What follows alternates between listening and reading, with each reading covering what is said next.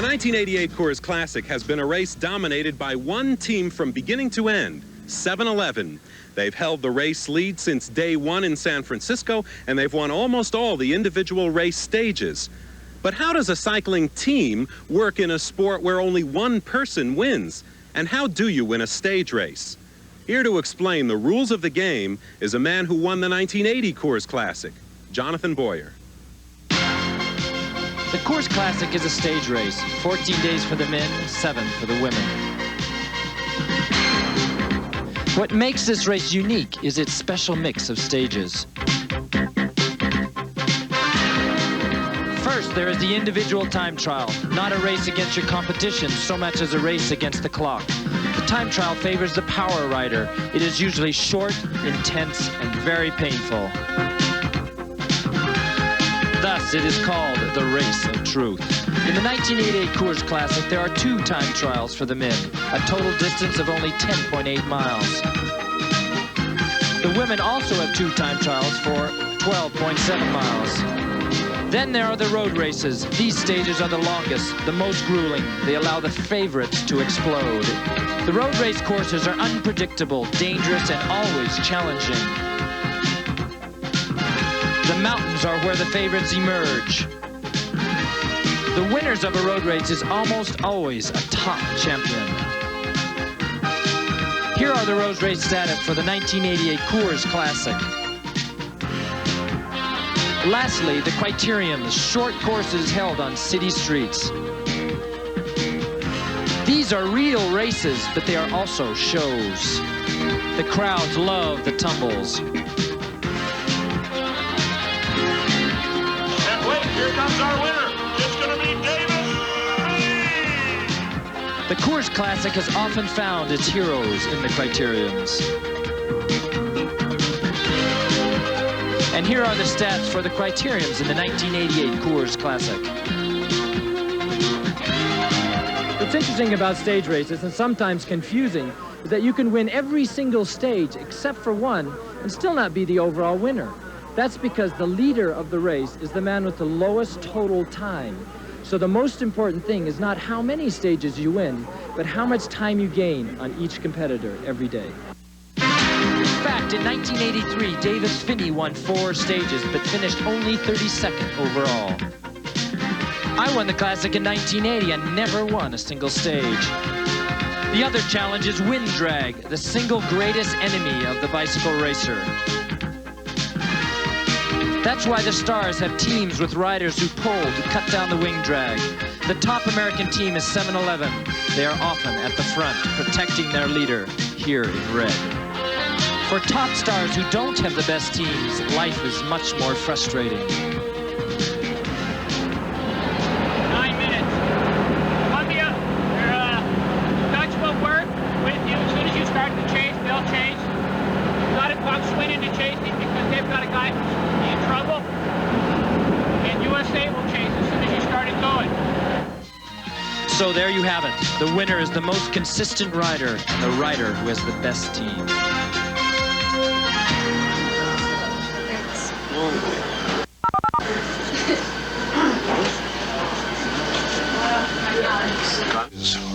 Greatest art show and sale on earth. 2 days only at the Regency Hotel in Denver with savings from 25 to 60%. This fantastic sale includes savings on all artist paints and brushes, a wide selection of furniture, airbrushes, and compressors, plus Kohner technical pens, autograph projectors, Croy lettering machines, and all artist drawing pads and supplies. Don't miss the free seminars and demonstrations at Art Hardware's greatest show and sale, August 26th and 27th at the Regency Hotel in Denver. Call your local Art Hardware today for details. Shopping for sporting goods? We've got it all at McGuckin Hardware. We're Boulder's sportsman's headquarters with everything you need for fishing, hunting, backpacking, and camping. Like a complete fly fishing outfit by Cortland with graphite rod, reel, line, leader, and manual. Now only $64.99. Here's the perfect tool for hunters and campers. Uncle Mike's Hunter Saw with heavy-duty Cordura scabbard, only $13.99. And for every outdoor enthusiast, this Coleman 2-mantle propane lantern, only $19.99. Shop where you get the right item at the right price. McGuckin Hardware. And so much more. Change the shape of your body and lose weight while doing so. Hi, I'm Corey Everson. And I'm Mark Finlay. For better health and fitness, watch Body Shaping. Every weekday on ESPN.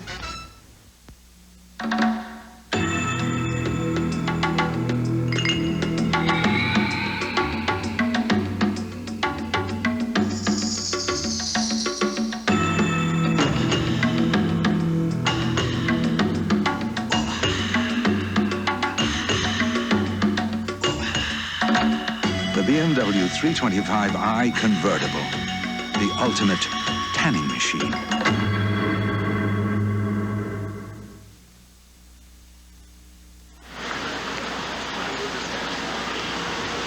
No, I don't want you to right now. That's okay. No problem. Sir, I need you to step back over here behind the trucks. You girls better move. Get over here. Another day on the Coors Classic, but tempers seem unusually short. SWAT teams are an uncommon sight on the Coors Classic. But today is an uncommon day here in Grand Junction, Colorado. The normal festive atmosphere at the starting line is replaced by an eerie silence. For on this morning, only a few yards behind these trees is the courthouse. This is where the action is taking place this morning. Good afternoon, I'm Libby Jackson. The hostage situation began around 10 o'clock, just about 50 yards away from the start and finish line of the Coors Classic bike race.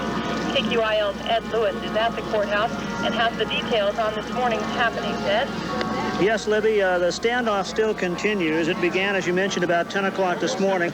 What took place was Kevin Firth was being taken into the courtroom for a pre-motions hearing. As the starting time approached, it appeared that this stage, the most spectacular in the Coors Classic, might be in jeopardy because of the hostage takeover of the Grand Junction courthouse. Okay, at about 10 o'clock this morning, we had a gentleman take hostage in the district court office, and at that time, he had an accomplice with him, it appears, that slipped him a couple of semi-automatic handguns.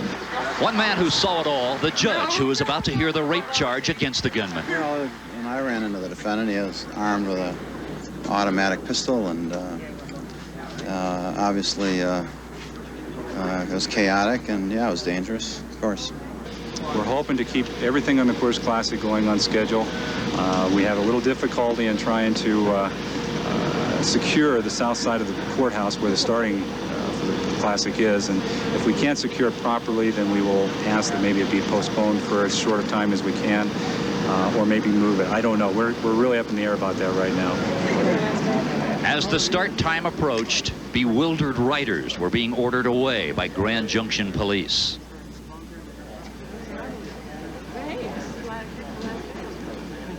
With the gunman holding the Coors Classic temporarily hostage, race organizers had to scramble. Well, I mean, I can't really speak for Grand Junction Police Department. What your job? When we start to assemble, we're gonna commandeer this street. Go across the street, get the cones, bring them to this side of the street. Do not allow any traffic except team vehicles and official vehicles down on this street. Okay? We're gonna start to assemble both caravans on this street right now. Okay? And you think that the rest of the course can be set up in time for the comeback, then we can do that. But I would prefer actually to just say right now that this is it. Well, I agree. Well, one man who never says this is it is Michael Eisner, race director of the Coors Classic. Okay. Can you just briefly tell us what's happened and before and what's going on now? I mean, it's the most bizarre thing that's ever happened to us. We have a hostage that is in the courthouse, a series of hostages, number of them, that have been taken by some guy on some issue. We don't even know what the situation is. He claims that he's got the courthouse wired up with explosives. The courthouse sits right on our course. They're not allowing us back into the area, of course, to get our equipment out, so we have refabricated a starting and finishing area a block away from the main location. It's the best we can do under the circumstances. Once the riders finally got together, they had much to think about. With the hostage situation behind them, and ahead, the lunar-like setting that is the tour of the moon.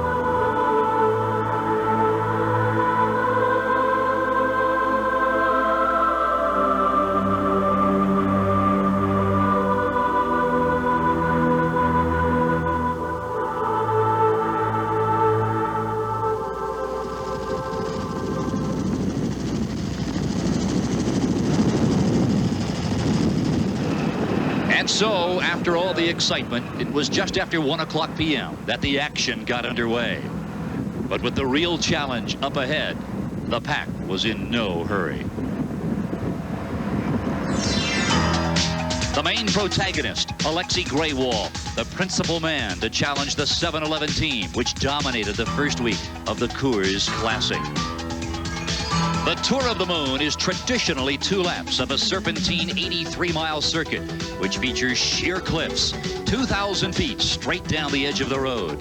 Towering spires formed millions of years ago will serve as the backdrop for this, the most dramatic of the stages in the Coors Classic. But today, the race would only be 80 miles long because of the relocated finish in Grand Junction.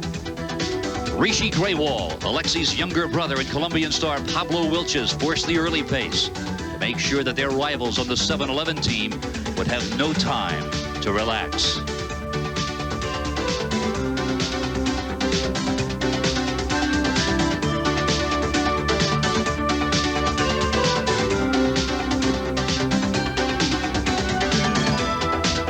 The first man to break away was Colombia's Pablo Wilches.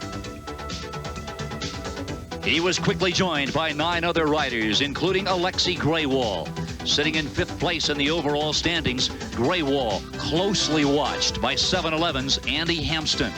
Hampston had lost the race leader's jersey just 2 days earlier in Sparks, Nevada.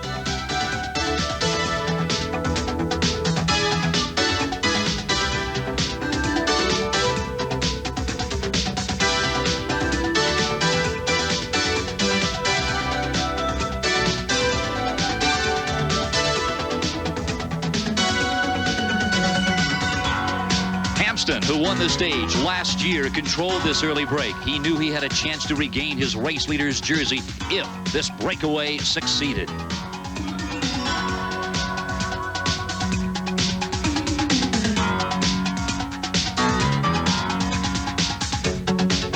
But 25 miles into the race, the breakaway was being caught by the pack.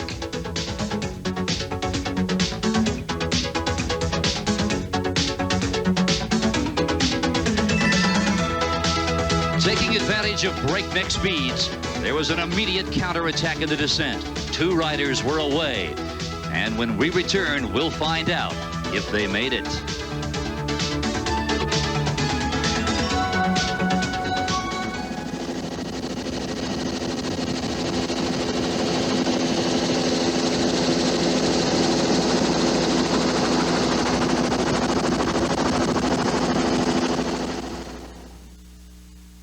Now you can own a piece of America's greatest cycling spectacle. It's no wonder that more Coors Classic t-shirts are sold than any other sporting event wearable in America. And now, the muscle tank and floral cap join the best sellers. The classic water bottle, cycling cap, shorts, and dozens more. The Coors Classic order line 800-343-RACE is now open. Toll free 800-343. Punzel. And